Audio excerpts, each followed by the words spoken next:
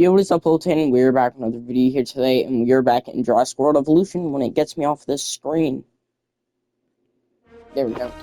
And we are back in Jurassic World Evolution, and this is part of my ongoing series for Evolution, whatever, 4, 5, 6, wherever we stop. So we are back in first Evolution, and we need to go to Sandbox. He's a new Blair. And I will be showing y'all some stuff that I missed in the last video. But go to here, start with the Jurassic Park era, and what we're going to be doing is this is the buildings video. So this will be talking about all of the buildings, the car skins and stuff like that. So it's not that difficult to understand. But we could pretty much just say you're a beginner. So actually, what I'm gonna do is if I go to here, this will be here. Sandbox should have a flag. Sandbox. Why not have a flag? Sandbox. It's easily in the water.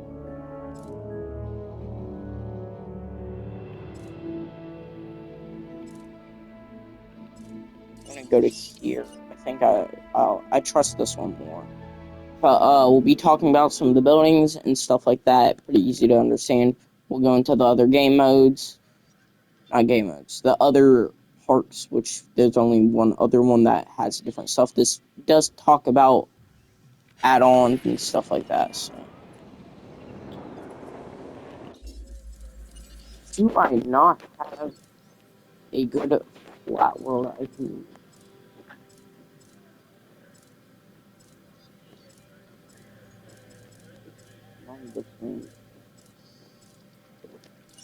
This one should be good. I'm looking for a flat world because I know I have a few. Just don't know which ones they are. We're on to your butts.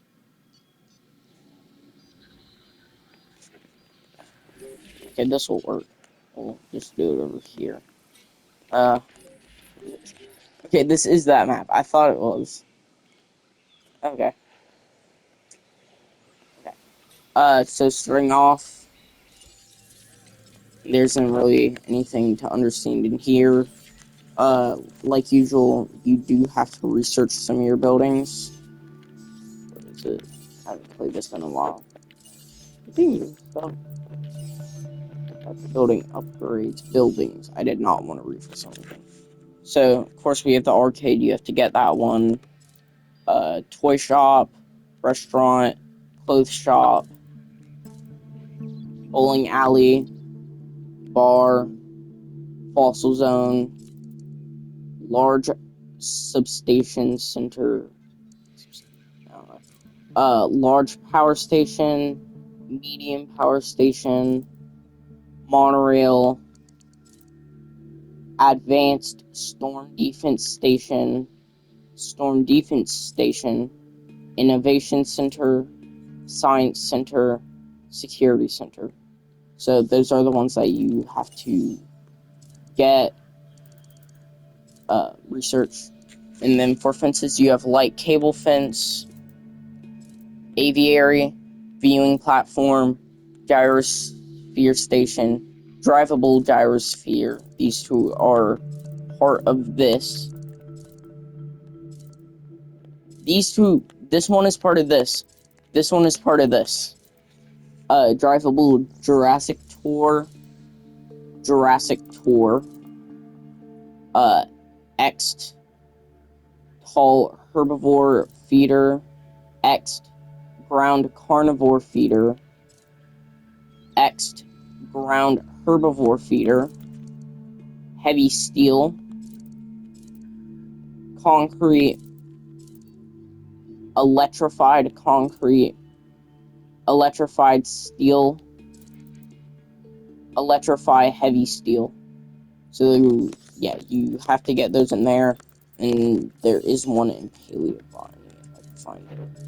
I will also be going over the upgrades and what they do. The greenhouse. Yeah, that's it.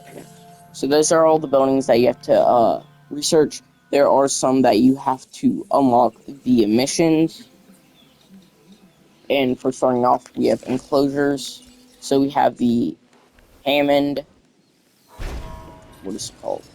Hammond Creation Lab.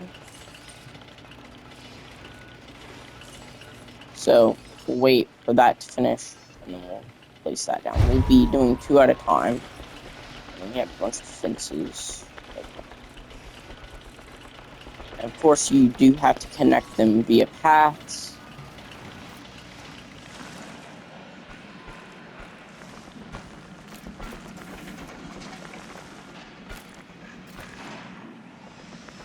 This will take a minute. And then go over every building, their descriptions, and kind of what they do.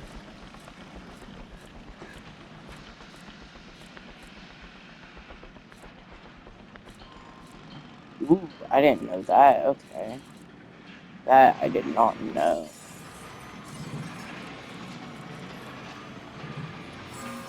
So we have the Hammond Creation Lab, and what this does is it creates your dinosaurs. Unless y'all probably already know that and y'all are screaming at me, get on with the video!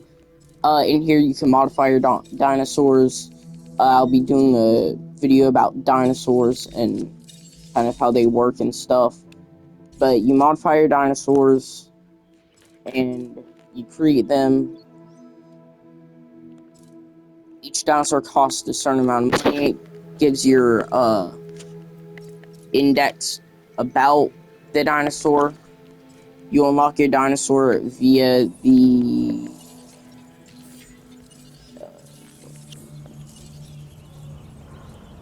you need 2 things to unlock your dinosaur. The expedition center is right there, and the fossil center, which I already placed here. But you create your dinosaurs here. There's 5 slots. You have to get certain upgrades for the other 3 slots. You start off with 2 slots. Bring dinosaurs from the Jurassic era to Jurassic World. The Ham Creation Lab allows the incubation, modification, and release of dinosaurs into the park. Can be attached directly to enclosure fence. That too. You could snap it to enclosure fences, or you could connect the fence to it. It will connect via right there. Right there. But it can snap, so all you have to do is you have to bring the front to a fence and it will snap to it. Power required is 10. It requires a path connection. If you other things that you can tell is it says powered yes, operational check mark. Path connection, yes. It kind of tells you your info. Storm protection, none. We'll go over that in a bit. Damage, no. Damage is if your building gets hit with a storm or something. Incubation, dinosaurs reread. Incubation failure rate. So if I'm correct, if I put something like a Gallimimus in here. Okay, I see what that is. So then we have the upgrade slots. For this building, you get 3. For the Ham Creation Lab, you get 3. It has all of these, and it gives you 2 more if you have a, I think it's, it should be the, what was it? It's not the Claire DLC, it's the Doctor Wu DLC. I think it adds it. So you have incubation speed 1.0, and what that does is when you're making a dinosaur, so I'll show you here. Place Indoraptor, as you see that bar, it has to get to 100. It also shows your info about the dinosaur there. But the bar has to get to 100 before you could incubate it. And what this speed upgrade does is it makes it go faster, and then you have 2, 3, and 4. They all do the same thing, just each .0 goes faster. So like if you don't have the mod, you have 3.0 goes the fastest, and if you do have the mod, 4.0 goes the fastest. You can remove it. It costs money to build it, but when you place it, it spawns a little thing right here. So if y'all are doing a specific build, yeah, and it doesn't change. Oh, it does change. Okay, so 4, 3, 2, and 1 makes them different sizes, and then you have success rate. Wait, actually, I had to check something first. What success rate does is when you place a dinosaur, it says the success rate for the Indoraptor right now. Since it has the upgrade, it has 10% more, but it was already going to do it since it has 100%. But it will fail if you add some mods, so just boom, boom. As you can see, its success rate went down, so you would want that upgrade to make it have a higher chance of going up. So of course you have 1, show you the little building right here, 1, 2, 3, and 4. Of course the 4 is the highest if you have the DLC, 3 is the highest if you don't, and then hatchery capacity, which is right there, there's only 1. It says 0, but it's 1.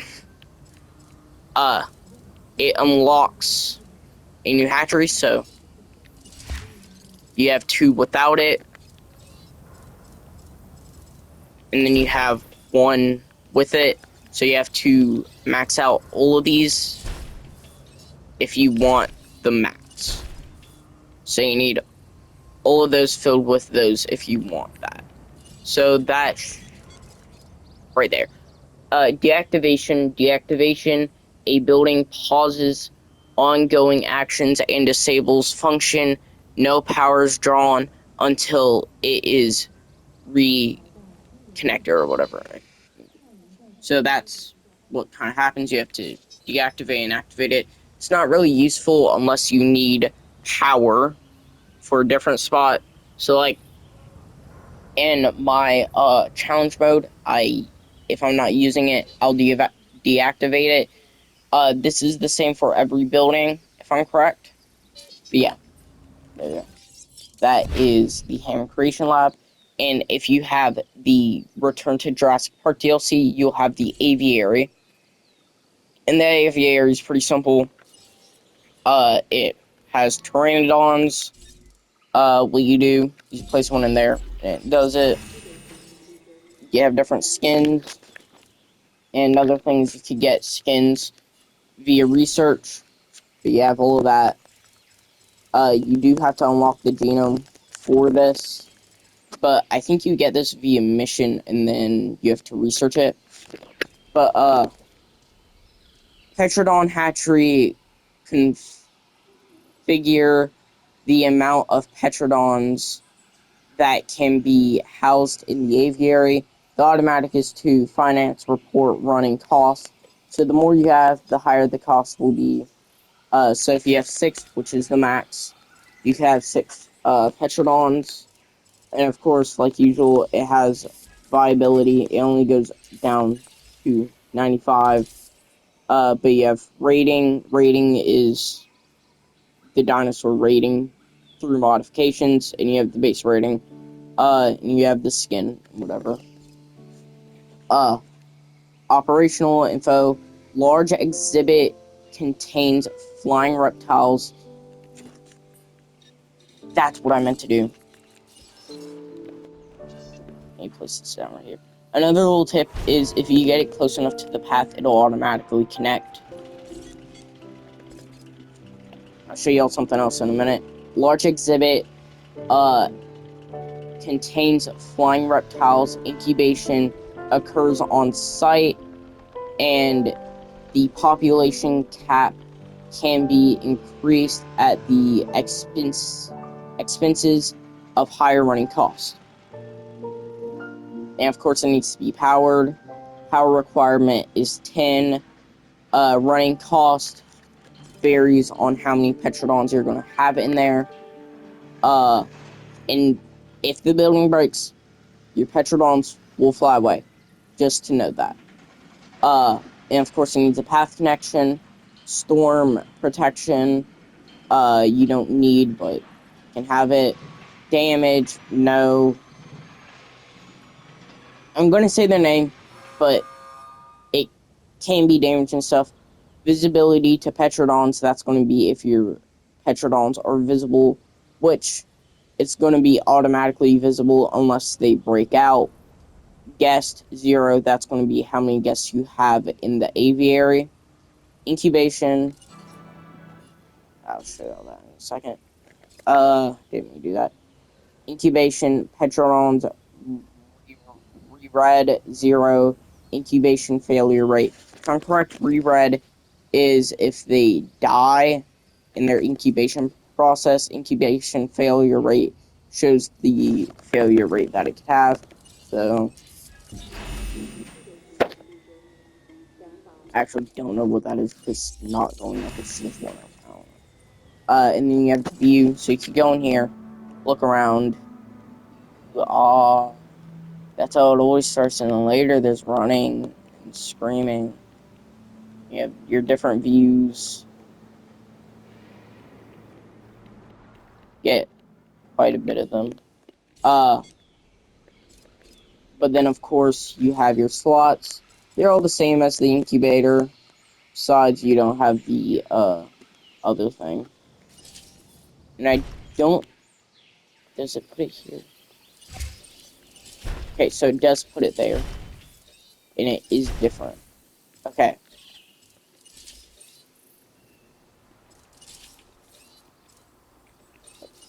Take all of this off.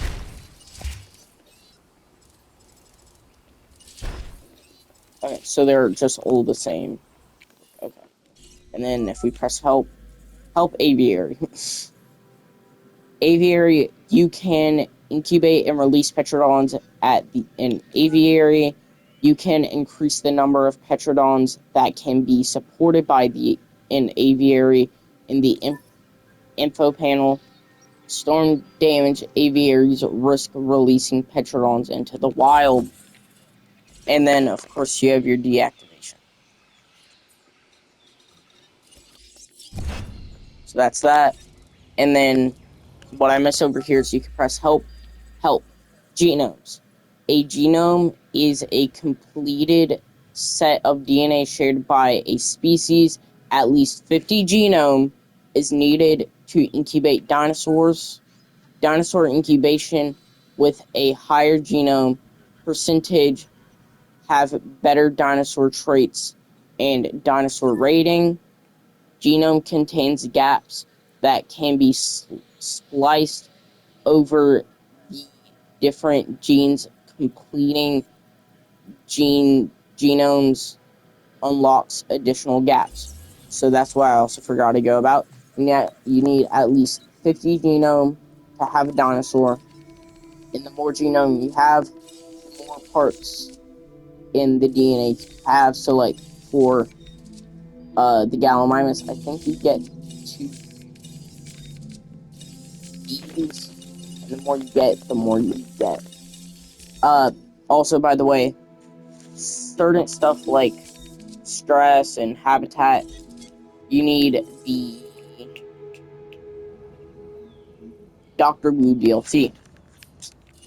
I don't know why I can't think of that. And of course, if y'all are looking for a certain spot, just go into the game and look for it, and then I'll go over it. Fences. So first we have the light steel fence. Looks like this.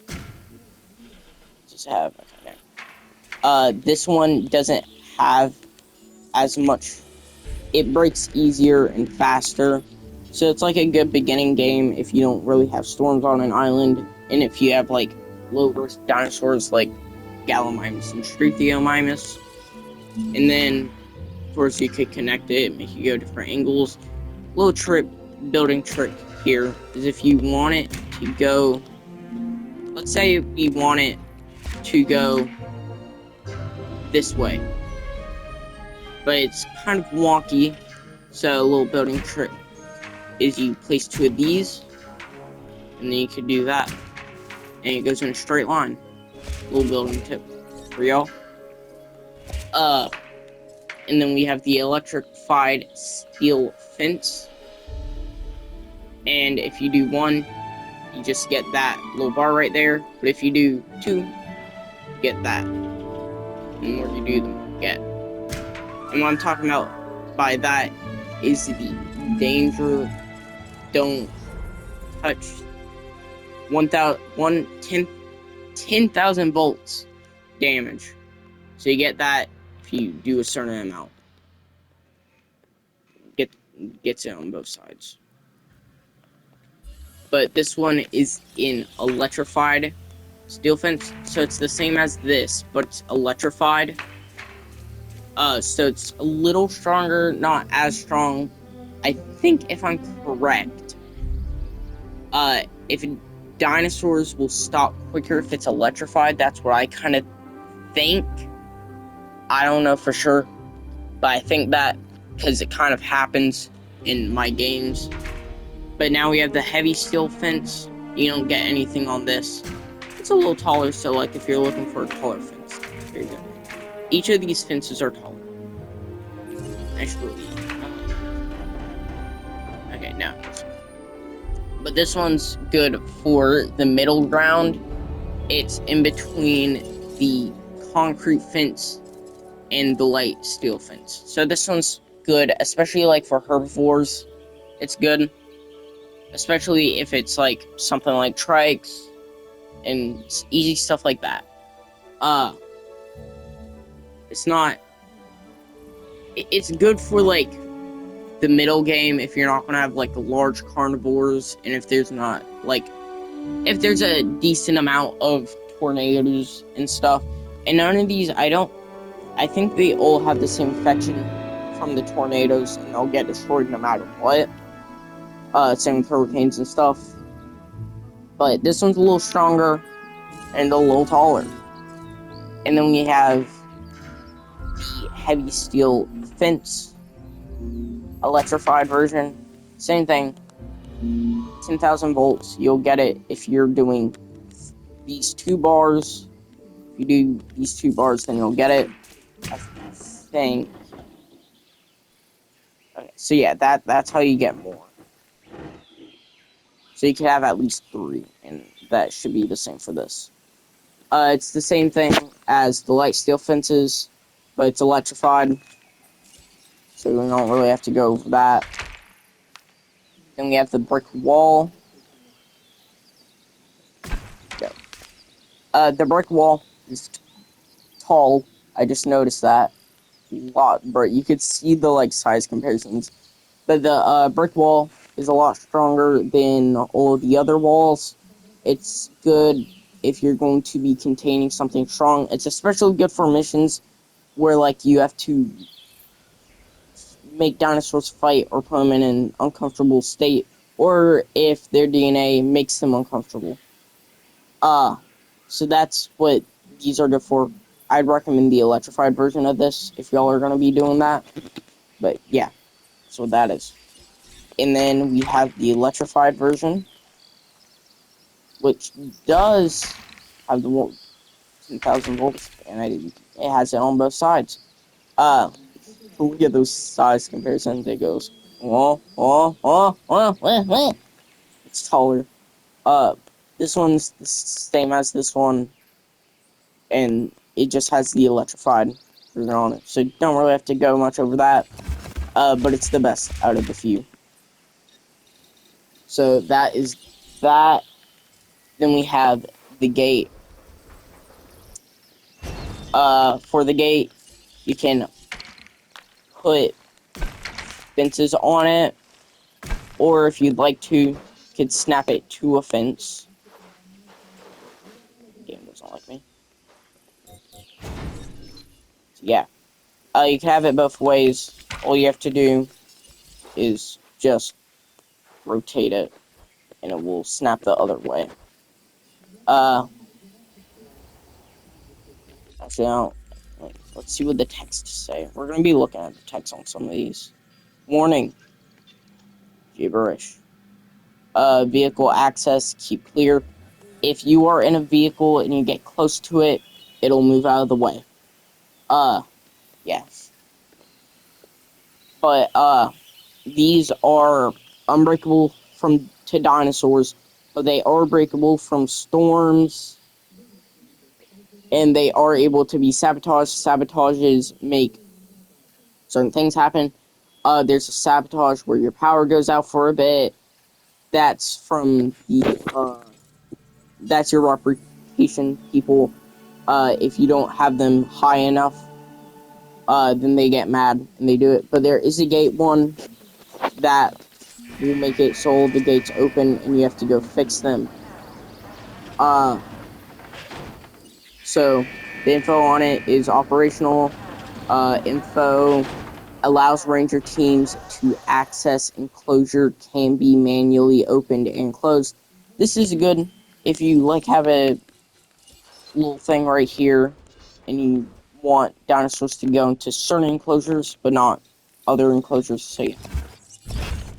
And also you do get some of your money back for most buildings. Actually, it's all buildings if I'm correct.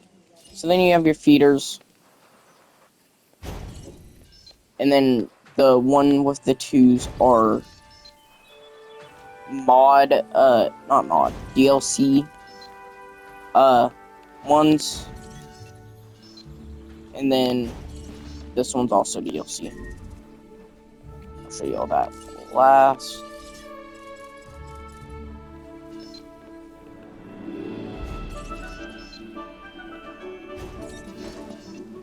Actually, you know what?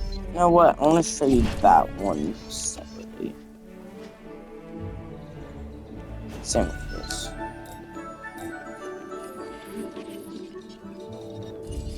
Okay, but we're gonna go over this one fast because this one spawns a goat. The goat can get eaten by dinosaurs. Only carnivores it can be eaten by. You can deactivate it. You could deactivate all of the feeders. Operational info provides meat and nutrients for carnivores, dinosaurs in a mobile package, although less efficient in nutrient delivery than the carnivore feeder. It satisfies food and provides activity for the hunter. Feeders must be regularly supplied by the ranger team. Food is dispensed on a schedule that can be edited on the dispense rate tab. So it shows you the reserves at the bottom. Effect. Changing the feeder dispense rate will determine how frequently food is provided for your dinosaurs. Food will need to be dispensed more often in enclosures with larger dinosaur population. Modify the dispense rate to establish an efficient feeding schedule and prevent wastage. Once a feeder's food reserves have depleted, it must be resupplied using a ranger team. So it shows you your reserves and dispense, and you could adjust how long it's going to be, just how long until it will be dispensed, stuff like that. That goes for all the feeders. Not really much you could say about this. Then you have carnivore feeder. It's the same as all of them. Okay. Feeders dispense food on a edible schedule. Discarding any leftover feeders must be restocked by ranger teams.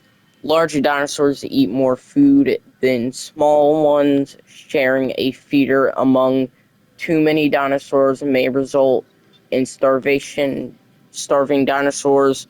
Dinosaurs with zero food or water will lose health due to starvation or dehydration, which can quickly lead to death. So this one's the same as all of them. Provides me and nutrients. So it's the same as the other ones, just it's meat and it stays in one spot. So usage unknown. That I didn't see that one. Reserve 5 dispense in. So it's the same. Good pick when it gets dispensed. This one's for meat eaters. Same with goat one.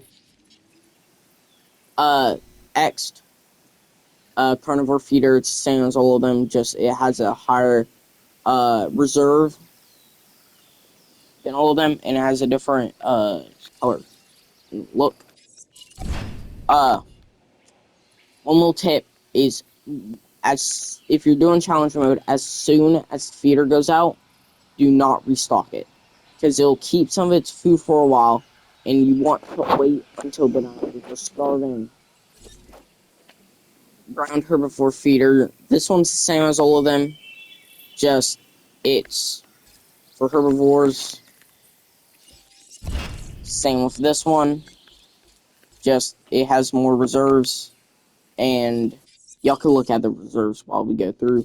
It has a different look. Same with this one, but it's only for tall dinosaurs. Any type of long necks can only eat from here, so it's a separate feeder. But it's the same as all the other ones. This one also is the same as all the other ones, but it has a higher reserve. You do have to restock them, or you have two options: manually or make them go restock it. It only works on the cars. Now getting into the more interesting stuff. So we have viewing galleries. Viewing galleries. We'll put all gallery. You have to wait for these to finish.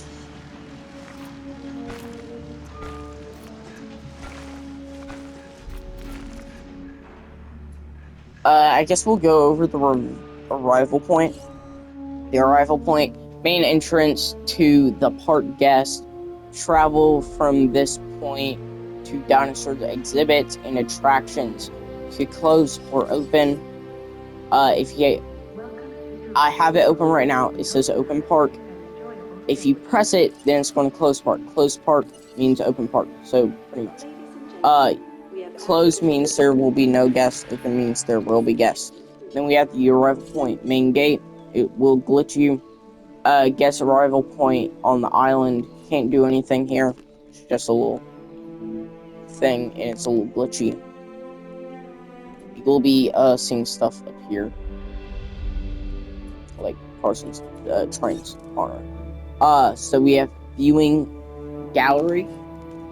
This one you can go to the All Sing Eyes on maintenance, and if you go to here, it'll show the viewing.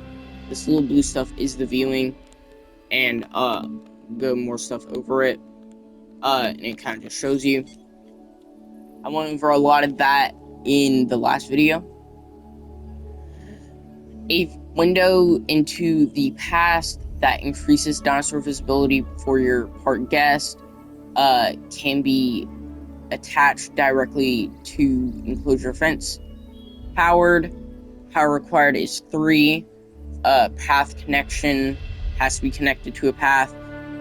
Storm protection, damage, visible dinosaurs. So that's dinosaurs that the blue stuff is on, and then guests. It shows how many guests are in there. I feel like I can't talk with this music. Where is settings?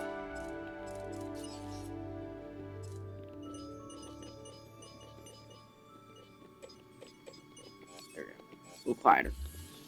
So we have the viewing gallery. Looks like this. You can attach fences to it from right there, and it can also snap onto fences. If your fence is already there, it'll snap onto it when you get close enough. The view is this way, so where the glass is where it's viewed. Bro, why is this open? That does not seem dangerous at all. Okay. So views this way. The radius for this one, the little blue stuff is the radius for it. That's pretty good. Uh, Facility rating, dinosaurs visibility. Guests come to your park to see prehistoric life up close. Ensures that your dinosaurs can be viewed by guests. Will improve your facility rating. Use a combination of viewing galleries, viewing platforms, monorails, and gyrospheres to cover your enclosure. That's kind of it for this. You can deactivate it. This one's very good, especially if you want rating. Now we have viewing platform. So the viewing platform can see how far it looks. But this one is higher up, so you can't see as further down, but you can see further out. A elevated window into the past that increases dinosaur visibility for park guests can be attached directly to enclosure fence. Uh, power, powered, power required is 3. Path connection has to be connected to a path, and it has to be powered. Yeah. Storm protection, damage, visible dinosaurs, and guests. Can be deactivated. This one's good if like you have a big enclosure and you want to see see dinosaurs like further into the enclosure. That's really it. I don't think they're focusing. So yeah, that's the feeding platform. Now we can get into the more interesting stuff. This might have to be a multiple video because of how much there is. So we have the gyrosphere ride. Uh, I thought this was interesting. No drink, no food, 4 stars for fun, no shopping, no restroom, power used 3. Same with this one. It's the same for this one, just the money costs different. But for fun.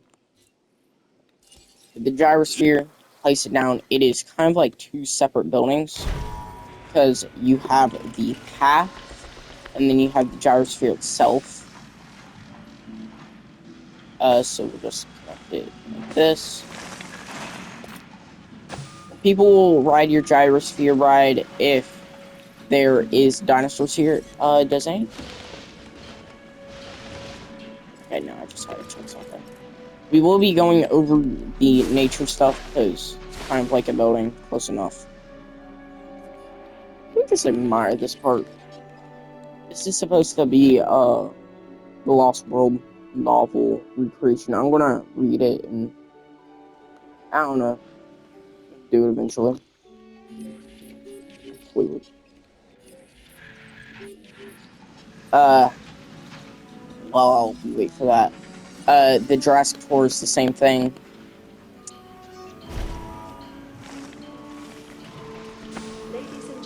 It's only like really different in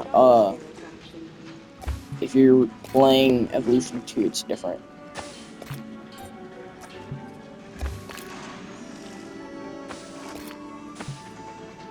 So, if people are here, then you will see the gyrospheres. I don't know if I said that. This one costs money for people to go on. So you have Value Tour, Standard Tour, and Deluxe Tour. This depends on how many guests are at your park and how much money they're willing to spend. I'll show you the running costs at the bottom. It's a lot more complicated than you have Cell 4. This is the same way. This is a ticket for the ride. This one's also very complicated. I'll kind of explain it a bit. Manage staff that it's also complicated. But that's how many people are working. Management view, It's all seeing ice storm on, but in a thing, so it doesn't really matter that much. Than gyrospheres. If you had people at your park, I don't, because I don't have any dinosaurs here. It'll let you pick how many gyrospheres you can have on the ride. That's awesome. Info: roll around with the dinosaurs in an attraction that increases dinosaur visibility and provides. Oh, also, okay, yeah. And provides guest satisfaction. Ride selection and pricing can be changed to focus on satisfaction or profit. Can be added to increase the number of guests that this building can satisfy. Power required is 3: half connection, storm protection, damage, invisible dinosaurs. Invisible dinosaurs, not visible dinosaurs. If you bought, if you get the research into the drivable gyrospheres, this is what they look like. You can switch camera into inside and outside. So yeah. Uh, so more of a oh, and you can also deactivate it. Uh, this was on selling for. Selling for is if you have enough guests. If you look at the bottom, you have guest income, running costs, and total per minute. For guests, what I'd suggest you do is you keep bringing this up until your guests go too far down. If you watch your guests, if I had people on this park, I'd show you better.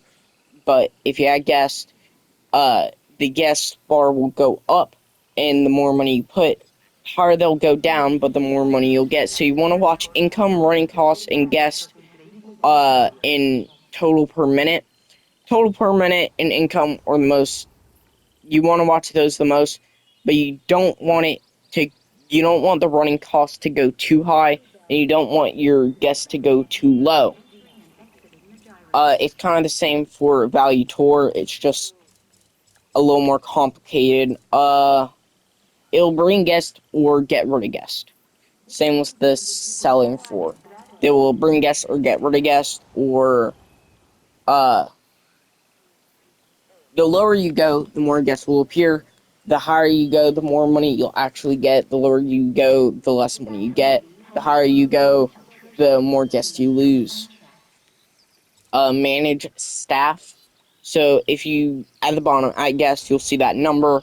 Uh, the 0 is where your guests are at, and the 320 is where the maximum amount of people can be there is.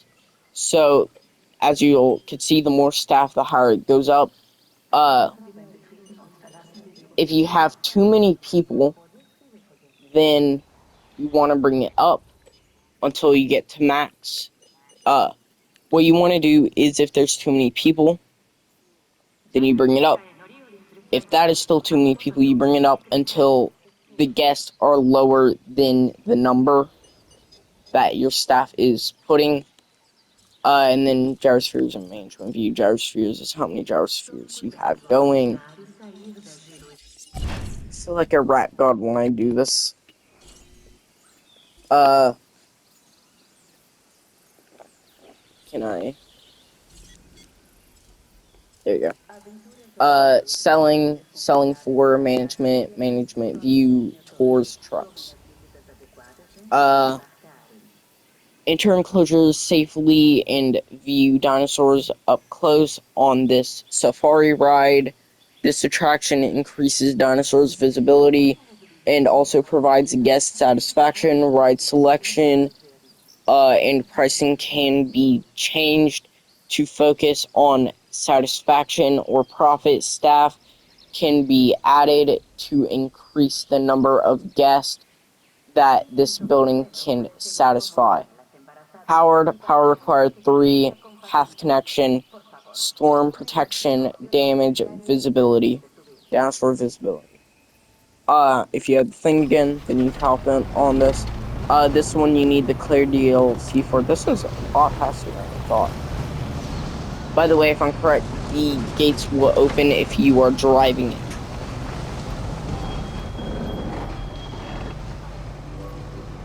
So you can also switch your view. If you ride the tour, you'll get a different view for this one. But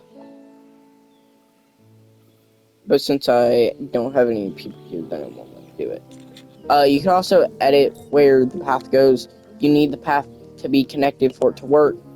These little lights is for dark areas. It'll light up at night, if I'm correct. But I just told you all this. Value tour will either bring or get rid of guests. Self war is you want to bring it up until you start losing too many guests. The lower you bring it, the more guests you'll get. The higher you bring it, the more money you get, but you will lose guests. The lower you bring it, the less money you get, but the more guests you get. Management staff is how many people you can have in your tour. So the 0 is how many people are on the tour or in your building.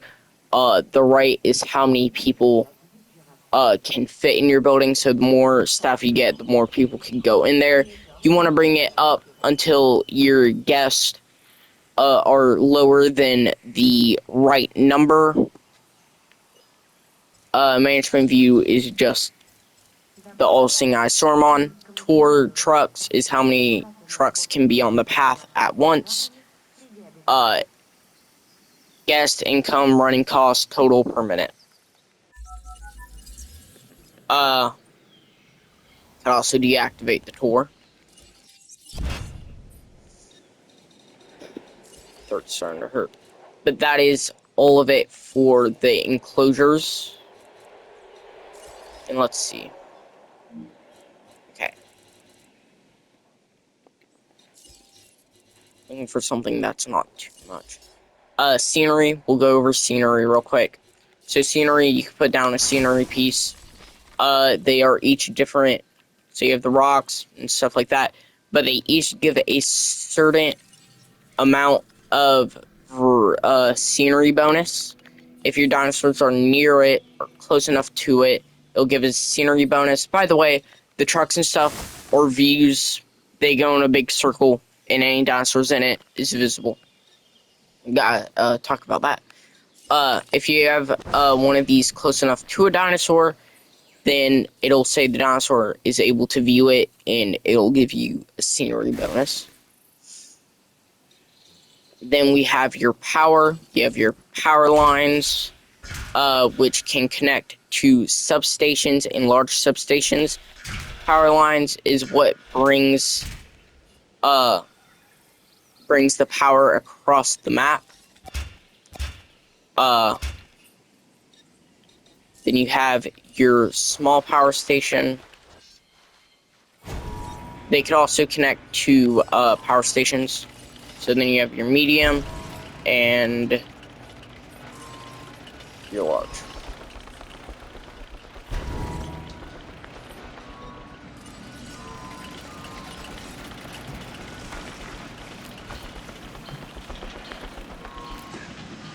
So wait for these to get connected, powered and stuff.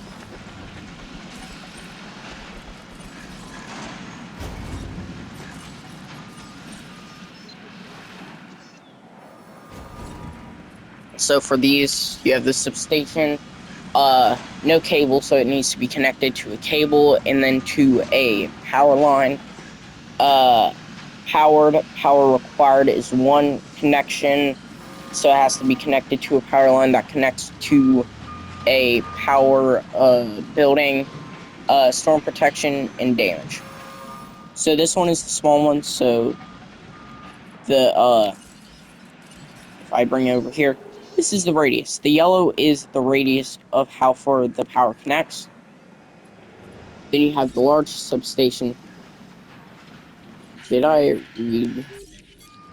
Converts power for use by nearby buildings must be connected to a power station by power line. And it can be deactivated. But then it won't bring power, so. Converts, it's mainly used for what is it? Challenge mode. Or if you need money, you need to save money and stuff like that. Large substation needs to be connected to a power building and via power line. Converts power for use by nearby buildings. Provides power to to a large area. Must be connected to a power station by power line. Powered Power required one connection. It has to be connected to a power station via power line. Uh, Storm protection and damage. I'll show you how big it is. So the yellow is how large the power can reach. Is what the yellow is. Then the medium power. Oh, by the way, it'll show this symbol at the top if it's not connected to a power station and a power line. Generates limited amount of electricity, providing power to the island. Must be connected to substation in order to distribute power to nearby buildings. Total power output, that's how much power can go out. For the small power station, it's 60. Used power is 60. That will bring your finance up. So the more power you use, the more finance will go up. Running costs 10,000. That's how much your building power thing jig costs. Path connection, storm protection, and damage. So this little power line, if you want to power, like, let's say this area, it has to connect right here. Show that little symbol if it's not connected to anything. It'll try to make you connected to something as soon as you place it, by the way. For slots, you have outage protection. That'll make it have a less of a chance of a power outage. So you have 1, 2, 3. The higher up you go, the less of a chance of an outage happening. It goes up to 3. That's highest. Then you have improved output. That's how far the output can not go. That's how much power can be used. So that one is like a +8. A 2 is a +10, and a 3 is max. A 3 is +13. Reduced upkeep is your money, so running costs, it brings it down. So instead of 10,000, now it's 9,600. If we go to a 2.0, it goes to 9,200, and a 3.0 is highest, and it goes to 8,400. So that's that one. Help. Power stations provide power to your islands. Substations distribute power to nearby buildings. Ensure substations are connected to the power station using power lines. Now we have the medium. 80. Total power output is 80. Used power is 80. Running cost is 13,000. Path connection, storm protection, and damage. Info generates. I'm losing my voice. Generates moderate amounts of electricity, providing power to the island.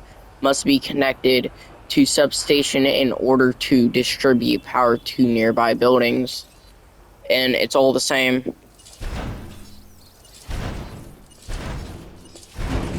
But instead you have 3 instead of 2. The small one is 2. For everything to work, you have to have it connected to the power line. The only thing that I'm going to show is this. So running costs would usually be 13,000, but with an upkeep 1, now it is 12,480. Upkeep 2.0, 11,960. 3.0 is the highest, so now it's 10,920.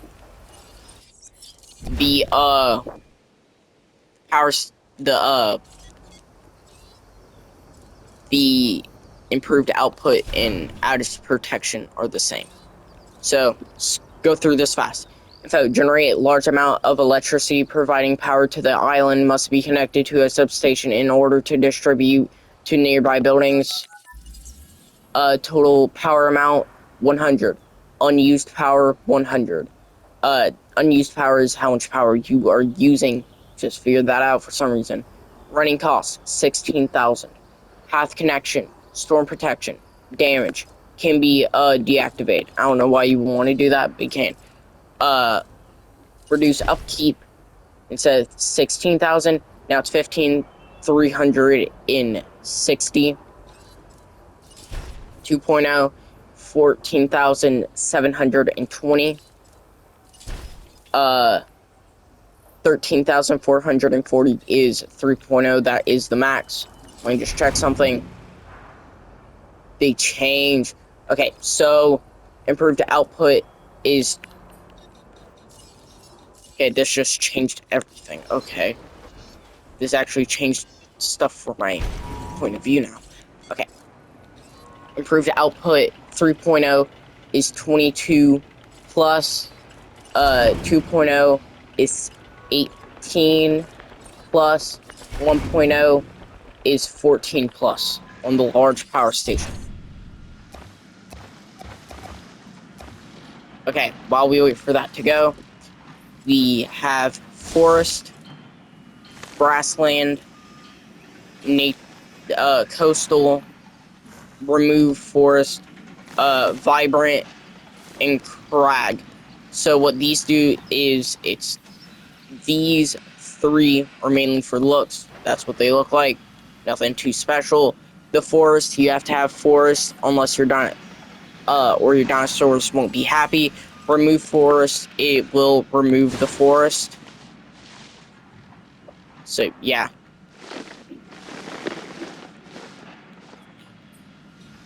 And then we have water. There's the water. Water the dinosaurs can drink from. Remove water will remove all of the water. Hill, you don't need that, but you can have it. Then you can make the hill go. Hill raise, hill low, lower, flatten. That flattens the whole area, and smooth makes everything look smoother. You have your slope and radius. You have your radius for water that increases the radius right there. Then you have radius for the nature and stuff. That's your radius right there.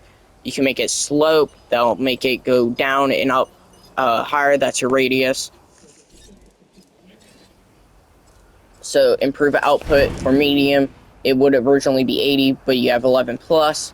2.0 is 14 plus, and 3.0 is 17 plus. So you have your grass, your rock, your sand, and your dirt, and that's it. That's it for today, guys, and I'll see you in the next one.